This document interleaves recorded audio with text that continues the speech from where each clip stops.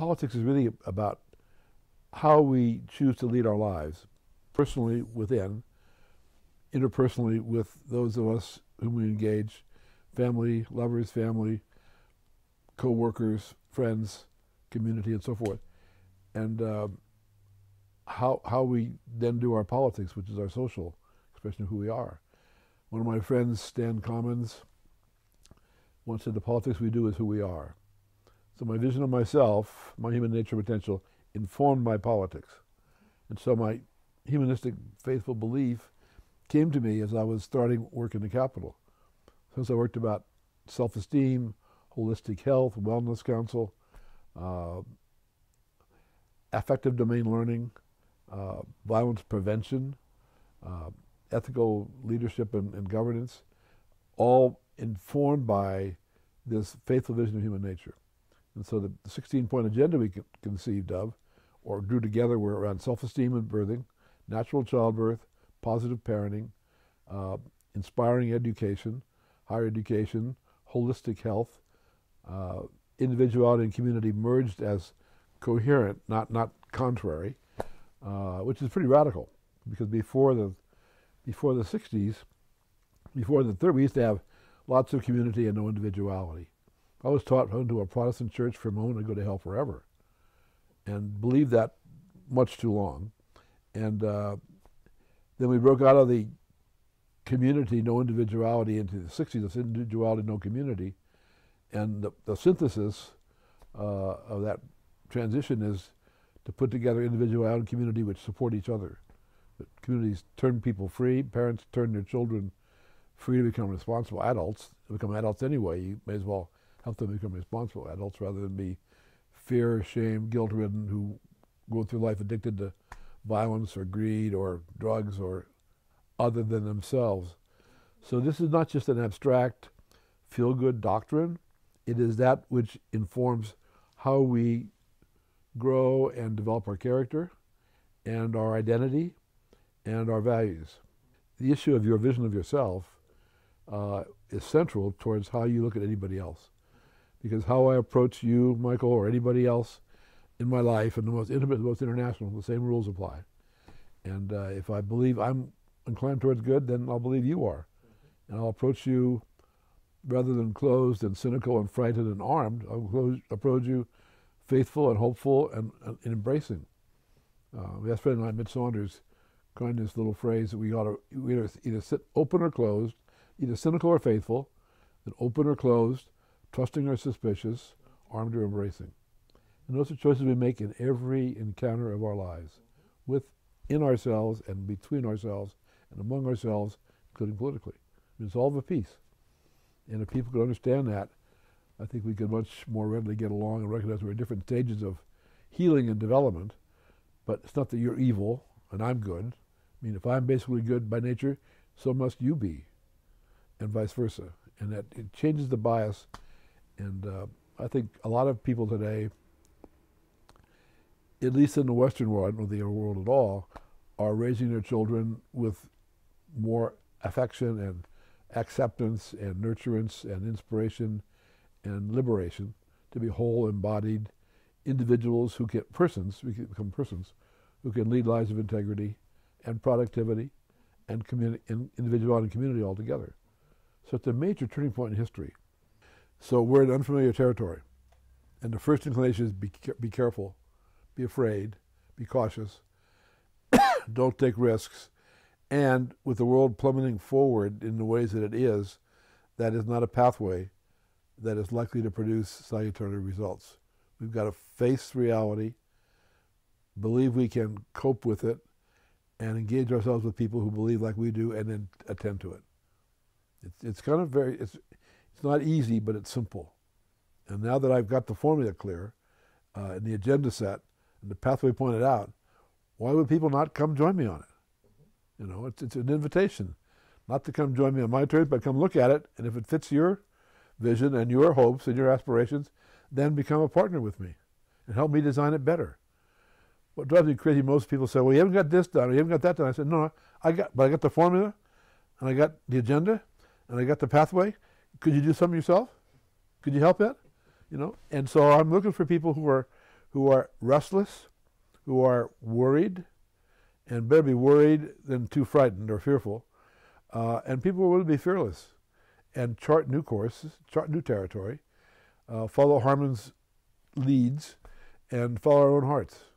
And I believe that we can truly, at this point in time, we can and we must stand up to the task and become persons of wholeness and integrity and healing and hope and a capacity to trust and believe in our own goodness and each other's, and to put our lives on the line.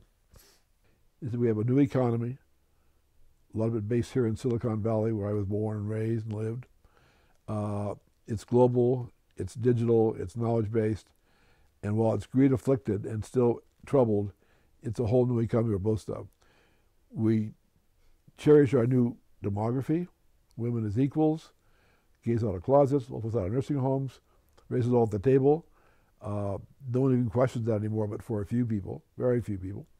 And we have a new consciousness around self-esteem, spirituality, sexuality, embodiment, authenticity, transparency, different sense of self. So we have new economy, new demography, new consciousness, and we're stuck with the same old politics. Top-down, cynical, controlling, divisive, and dysfunctional. And that can't be made to fit these. So we got to just acknowledge it and then start over. And look at what's happened in the last 50 years now, since the 60s, and I call the 7 revolutions. Revolution in gender, revolution in race, revolution in age, all about our bodies and shapes, but all towards identity, autonomy, liberation, revolution in economy, technology, and communications that profoundly upend all the old ways of communicating. You used to have Gutenberg did a Bible, and 18 folks were allowed to read it. Now any kid, 13 or even younger, can get on and broadcast his views to the whole world, virally in 24 hours. So all the old forms of top-down are just disintegrating as we're integrating and liberating and healing ourselves. And the 7th revolution is added about self-esteem and human vision of human nature. And those 7 revolutions mean you can't put something back together again. You can't go back to women in the kitchen, gays in the closet, blacks in the cotton field, Mexicans under sombreros. I mean, it's like silly. We're here to stay. We're here to welcome each other. We're here to welcome ourselves.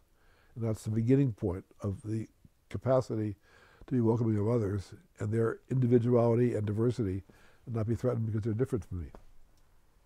Politics, when I arrived there, was more a matter of common ends, no matter the party, and contrary sense of means, which we negotiate. And you can negotiate means. So I want 8 billion, you want 3 billion, we do 5 billion. And that was easy. We were friends, went out drinking it, you know. But now we're in this change of cultures and clash of cultures where politics is not about means, it's about identity. Identity is not negotiable. And so for those who are convicted of their own evilness or sinfulness, their commitment to identity is in wealth and power and privilege. And so giving that up threatens their identity, and it's not negotiable. So you say that they're not concerned with the big picture. They are, but they see it as being about control and about wealth and about enforced violence. And that's how they come to the game. And to stop the government is to them important because government tends to both act for all of us, like airports and transportation and schools, but act against those of us who violate, whether it's murderers or burglars or those who say you can't pollute the streams or you can't pollute the atmosphere. So the government is the antithesis for many folks of freedom, economic freedom, and freedom to rape the land. And as long as that's your belief system, then you will be in government to take it down. And that's where we're right at that between. You got a 60-vote rule in the U.S. Senate, which I think is just silliness. And in California, you got a 2/3 vote rule in each house to get a budget, or not a budget anymore after June's or November election, but to get any tax. And so in California, you have 40 senators, only 40 for 40 million people. Of the 40, 25 are Democrats. It takes 27 for a budget or tax, or 27 for a tax now. And of the 25 Democrats, half, give or take a half, are women. Half, give or take a half, are of color. Of the Republican 15, all 15 are white males. And they have an internal rule that wherever 8 of them go, they 15 lock. So 8 white guys who hate government and seem to worship wealth are running the lives of 40 million people. That's not democracy. It's not a republic. It's insanity. And as the rest of the world is charging ahead, deal with global warming, new forms of economics, new forms of health care, new forms of economic equity, this group is holding on tight because their identity is tied up in their belief system about themselves and the importance of wealth and the evils of government. It's no light-hearted matter. It's really our lives are at stake. We've already cut $15 billion from the state budget that we had 3 years ago, with 3 more million people in the state, and now we're still short $25 billion more. And any major cuts now are going to deplete our further future revenue position or our further costs side. So this governor proposed 2 years ago to reduce wages for in-home supportive services, which old folks who are frail get 2-3 hours a day or a week, keeps them out of nursing homes. He's going to reduce the wage so low that people couldn't afford to do it.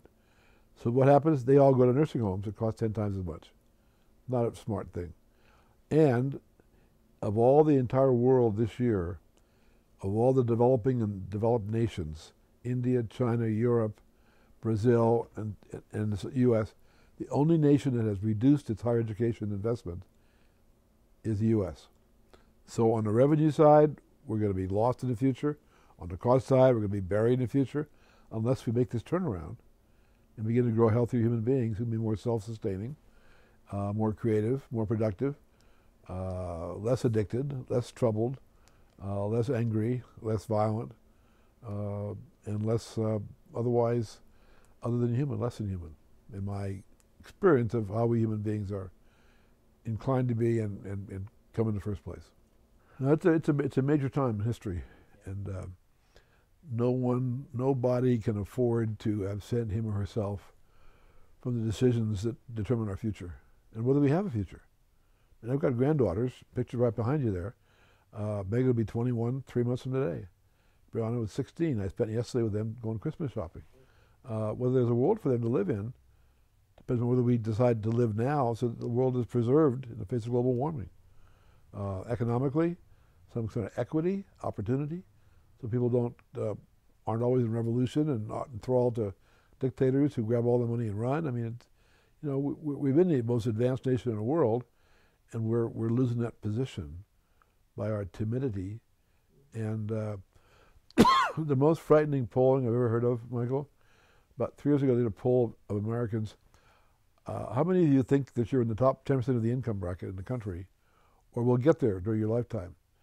And the response positive was 70%. Now, you can't have 70% in the top 10%.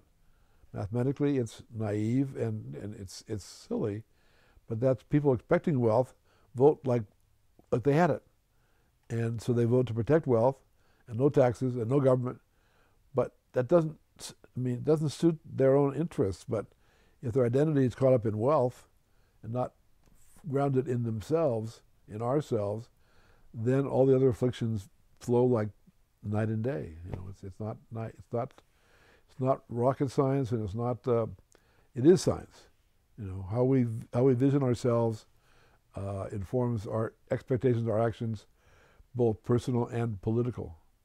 And it's time for us all each of us to become political, and engage ourselves wholeheartedly, find allies who share our vision, and then live it together and take it public and make it a credible alternative, a new politics.